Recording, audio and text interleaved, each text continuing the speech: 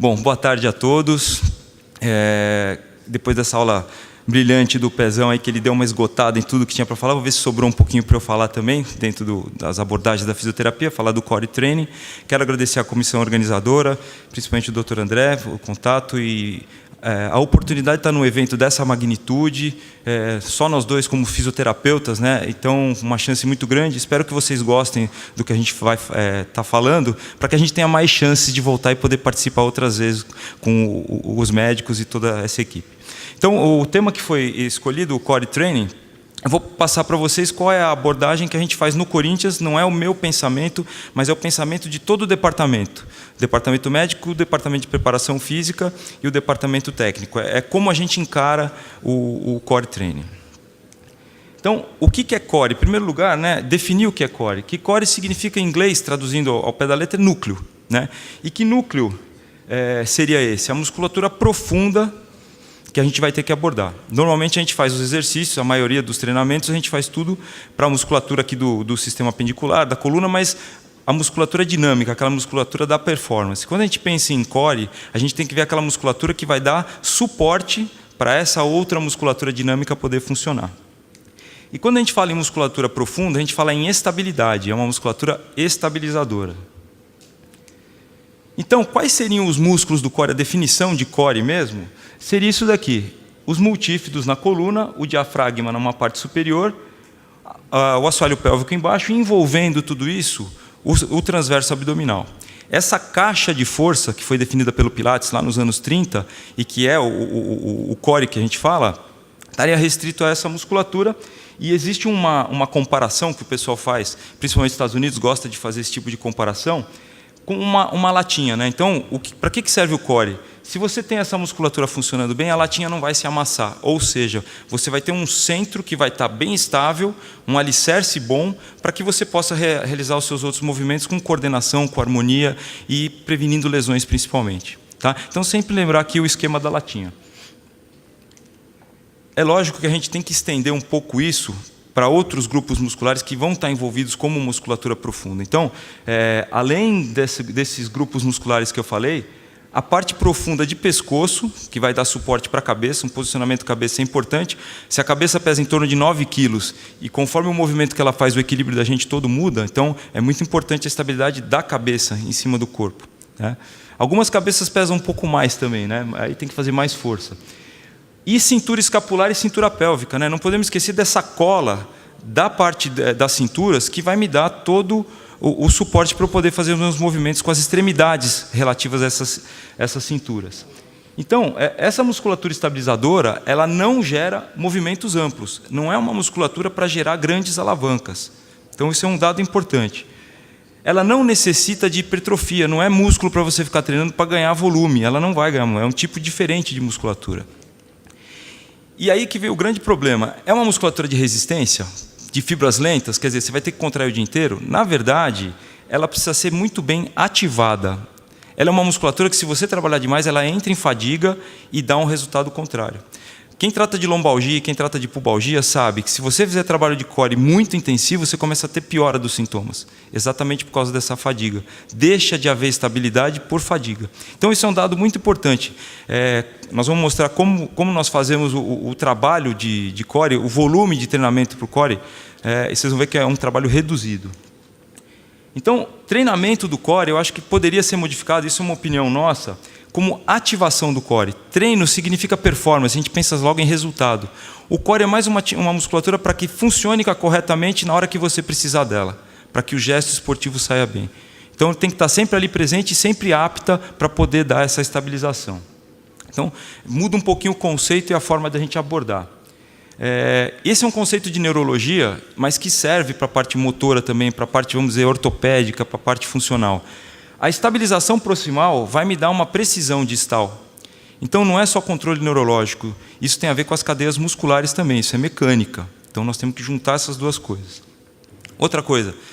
Então, falando em termos de ativação e de controle, nós vamos querer muito mais qualidade no movimento do que a quantidade do movimento. Então, por aí a gente já tem uma ideia que o tipo de exercício não precisa ser um exercício muito longo e que não precisa ser um monte de repetição, mas uma repetição bem feita. E que você lembre o seu organismo que aqueles músculos precisam funcionar em determinados momentos, para te dar segurança. Então, a gente vai querer um sinergismo, isso é o mais importante. Essa sinergia da musculatura que vai me dar harmonia e vai me dar um resultado final, como, por exemplo, um chute preciso que vai entrar no ângulo, que vai confirmar um gol para a equipe do atleta. Então, aqui algumas duplas de músculos, né? alguns conjuntos de músculos que trabalham em conjunto. E o mais interessante disso é que esses músculos sempre trabalham de uma maneira cruzada ou de uma maneira em espiral. Então, o raciocínio do movimento nunca é num plano ou em dois planos, ele é tridimensional. A gente sempre tem que considerar as rotações, né? É a mesma coisa quando você quer corrigir uma fêmuro-patelar, não adianta fortalecer vasto medial e alongar trato iliotibial. Você tem que trabalhar a rotação de quadril, pronação do pé. Quer dizer, o movimento é tridimensional. Então, o raciocínio ele é bem amplo. Então, nós temos as três características: a ativação, a estabilização e a qualidade de tudo isso daí.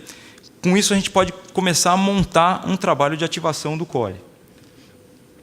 Então, a sugestão de trabalho nossa lá no Corinthians seria uma frequência semanal baixa, assim como o Eleven Plus é colocado 2 vezes por semana, né, que é um trabalho preventivo, a gente coloca esse treino, essa ativação do core 2 vezes por semana também. E no Corinthians a gente coloca isso dentro do treinamento, não é o fisioterapeuta que executa, a gente passou o trabalho para a preparação física, por quê? Quando é treino, o atleta respeita mais. Quando é tratamento, eles dão um jeitinho de fugir, é mais complicado de você fazê-lo cooperar. Então, colocando isso como treino, é obrigado a fazer, todo mundo vai fazer, ninguém fica de fora. E a gente conversa junto com o pessoal da preparação física, monta esse trabalho e é aplicado. São poucas repetições. Nos exercícios mais estáticos, 2 repetições em cada exercício, e nos exercícios dinâmicos, 6 repetições. Então, você vê, são séries curtas. A execução correta em 2 séries de cada um é suficiente para você fazer o movimento e relembrar o movimento, está mais do que suficiente. E curta duração para cada série, né?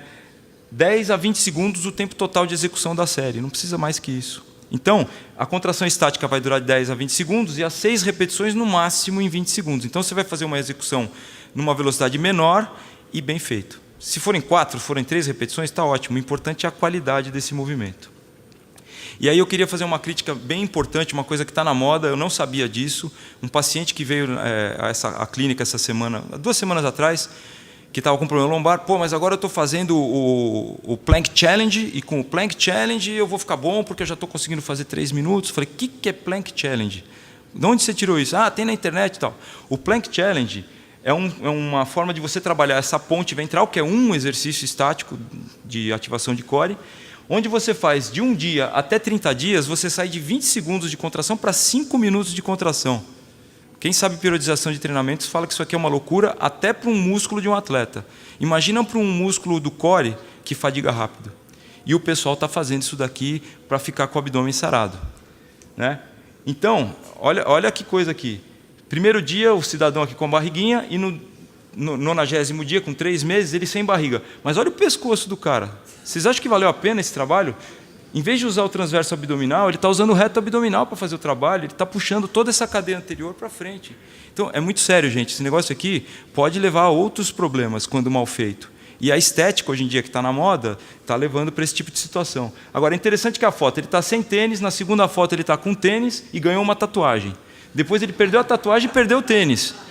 E, por último, ele ganhou o tênis de volta. Então, será que essas imagens são verdadeiras? A gente tem que tomar cuidado, né? Tomar cuidado. Outra coisa importante. Depois do parto, ela já está com o abdômen sarado muito rapidamente. Será que ela lembrou também de amamentar a criança, em vez de ficar fazendo prancha? Outra coisa importante. E essa coisa aqui do abdômen negativo. Abdômen negativo, na minha época, era a inanição do pessoal da Etiópia. Tem vísceras dentro da parede abdominal que você tem que respeitar. Você vai ficar esmagando essas vísceras. Isso, para mim, é uma coisa... Pode ser bonito para alguns, mas eu acho uma coisa meio bizarra, né? Então, o que está acontecendo é isso aqui. Quando você vai fazer prancha, você se imagina dessa maneira aqui. Mas, na verdade, você precisa tomar cuidado para não ser uma coisa bizarra. E você vira um ogro fazendo esse tipo de atividade. Tá? Então, apesar da coisa levando para o humor, gente, é muito sério o que a gente está falando aqui. Então, vamos dar alguns exemplos para vocês de como trabalhar essa musculatura do core Começando pelo transverso abdominal. Então, aqui, um atleta, eu pedi para ele fazer uma contração, elevando a cabeça, ele faz primeiramente uma contração usando o reto abdominal, e na segunda contração, que ele vai levantar a cabeça, ele usa o transverso abdominal, onde vocês veem que forma um sulco aqui. Aí você vê que estabiliza e mexe só a parte superior. Agora ele vai fazer novamente com o reto, olha como abaixa aqui a cicatriz umbilical, e a última contração ele faz da maneira correta, olha lá, inspirou, estabilizou a cicatriz e aí traz o tronco. Olha lá, fica estático. Então você fechou o core, a latinha está lá no lugar e você está trabalhando o resto do corpo. Então a coluna vai ficar bem, os discos estão bem, o pubis está bem e você consegue fazer os movimentos. Tá? Isso aí trabalhando com respiração profunda. Mas você pode usar alguns instrumentos, como esse manômetro aqui que o pessoal lá nos Estados Unidos desenvolveu, baseado num trabalho do pessoal da Austrália. É um esfigmo quase que comum, só que ele tem 3 câmaras, e você coloca na lombar, por exemplo, do atleta, e pede para ele fazer uma flexão de quadril enquanto essa almofadinha está nas costas. Você programa em 40 milímetros de HG. Quando ele movimentar o quadril, se ele fizer retroversão de pelve, ele vai apertar a almofada e não vai estar estável o segmento do tronco. Se ele conseguir movimentar a perna estabilizado, o ponteiro não sai do lugar, que é o que ele está fazendo aqui nessa situação. Então, um instrumento para você poder trabalhar esse transverso abdominal. Ou, se você quiser sofisticar mais, você pode usar um aparelho de ultrassonografia, e aí você teria uma imagem. Aqui é o lado esquerdo, a linha média está aqui. Esse aqui é o transverso abdominal, oblíquo interno e oblíquo externo. Quando eu faço a contração, o meu umbigo ele vai em direção às costas. E aqui eu vejo a linha média baixar e o transverso aumentar de tamanho. Isso a gente coloca o transdutor ao lado da cicatriz umbilical, longitudinalmente. É bem simples de fazer isso daí. Então, até para nós fisioterapeutas, que não somos radiologistas, podemos, com uma máquina de ultrassom, fazer um exercício, um treinamento, utilizando equipamento. É uma maneira mais sofisticada. Tá? Tem também treinamento para multífidos e para musculatura cervical, tá? É que eu não tenho as imagens aqui. Essa imagem a gente fez lá no Corinthians mesmo, com o meu transverso. Peguei o massagista lá, nós fomos na máquina e a gente conseguiu reproduzir o que está nesse trabalho do Jospit aqui. Então, é uma questão de fazer a coisa bem feita. Para treinar os multífidos, tem várias maneiras de treinar. Normalmente, vamos treinar os dorsais, coloca a pessoa para fazer hiperextensão. Eu acho mais interessante, nós achamos mais interessante, o trabalho com autocrescimento, que é uma das maneiras de você trabalhar os multífidos.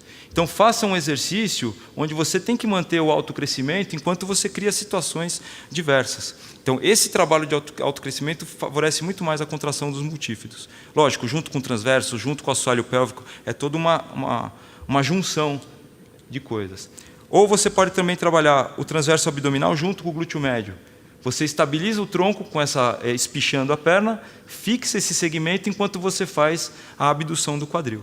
Você não está compensando com a musculatura do tronco. Então, isso é a ativação do core. Esse trabalho simples, esse trabalho bem minucioso. Por isso que é difícil fazer em grupo, né? Aula de pilates com 40 alunos numa academia é uma coisa um pouquinho complicada.